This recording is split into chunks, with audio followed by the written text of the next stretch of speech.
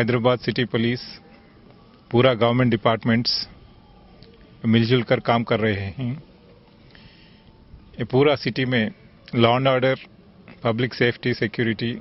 Maintain करने के लिए पिछले 1 महीने से ये फेस्टिवल के लिए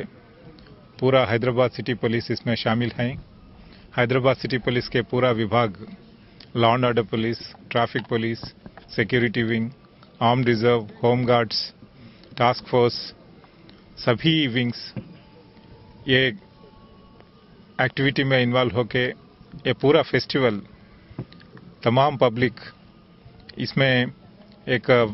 फेस्टिविटीज़ के साथ पूरा एंथुसियाज्म से एक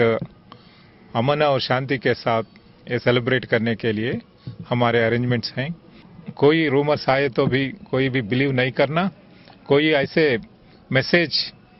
जनरेट करना नहीं तो एक से दूसरा वो ट्रांसमिट करे तो भी उन पर एक्शन ले लेंगे। अभी तक लोग सोच रहे हैं कि जो जनरेट करते हैं उसके खिलाफ हम एक्शन लेते हैं, लेकिन अब से ऐसे मैसेजेस कोई आए तो पुलिस को, नियरेस्ट पुलिस को इन्फॉर्म करना है, डायल 100 को इन्फॉर्म करना है। लेकिन वो ऐसे मैसेजेस, रूमर्स मांगने का मैसेजेस आई, कोई